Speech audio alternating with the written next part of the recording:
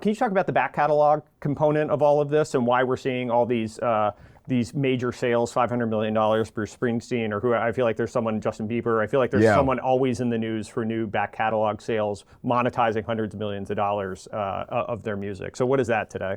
Yeah, this has been one of the fascinating things we've seen, and there's a few reasons why. So it was around 2019, we started to see more artists start to do this, but then it's really exploded in the pandemic. And we know several reasons why: a zero interest rate environment, and there's a lot more money going around. So a lot of these companies as well, so Hipgnosis has been one of the main companies. So Hipgnosis Song Funds, it's based in Europe, and their whole strategy is that we want to be able to acquire the publishing catalogs of these artists. And it was run by, or it is run by someone named Mercuriadis, and he is someone that had worked with Neil Young and others, so he wanted to be able to double down on that strategy with others, and he recently bought Justin Bieber's share of his music rights and others.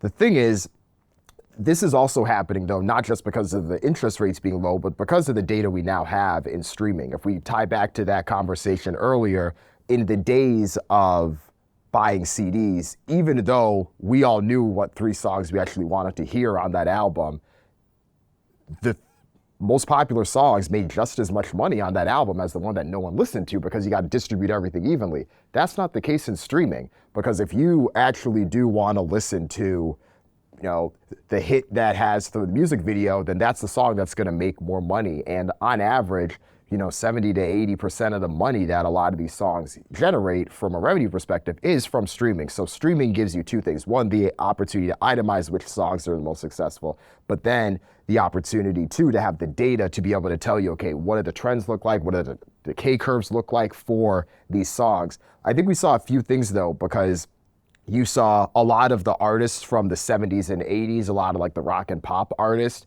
get their catalogs purchased, and they were selling them for extremely high amounts. I believe Bob Dylan was one of the highest that we had seen at the time, Springsteen, Dolly Parton, a few others. The thing is though, it's interesting because we're in this phase where you're starting to see a lot more artists who are newer as well, whether it's Bieber or even someone like Dr. Dre started making music more so late 80s, early 90s, but their music is now being sold and being interested in these deals. And I think that's happening for a few reasons. One, when Hipgnosis was buying a lot of these catalogs, there was a brief moment there before this Justin Bieber deal where they didn't do a deal for a year. And a lot of the reason is because there were expectations on revenue that weren't met based on the projections they had on how some of these catalogs were going to do. So there was this thought that, okay, you buy this catalog and not only is it going to generate this revenue, but you can get sync opportunities, which means that you can get a place in TV or video game or what have you.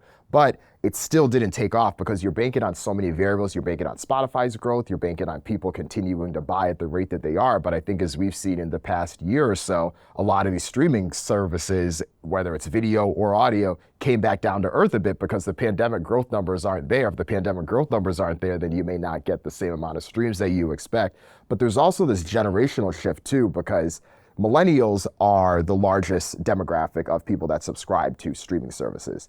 And while that may eventually shift, I do think Gen Z is growing, but we have seen, some growth from Gen X and baby boomers as well. It's still not the same way because this is where so many millennials were native to. So if you're gonna be banking on a platform that the main user is this age group, then it's probably going to be the artists that they grew up with that are probably going to be the most valuable on that playlist moving forward. So even though we're seeing these huge numbers for whether it's what Michael Jackson's catalog could potentially go for in rumored sales or some of these other artists, it may end up being your Taylor Swifts or your Drakes down the road, depending on what they end up doing, or even folks like Dr. Dre, although it's a little bit more recent. What do the millennials listen to? Because I think a lot of these catalog sales over-indexed on what did the baby boomers listen to. And while that is a growing segment, they're never going to be the largest segment of music listeners on these streaming services.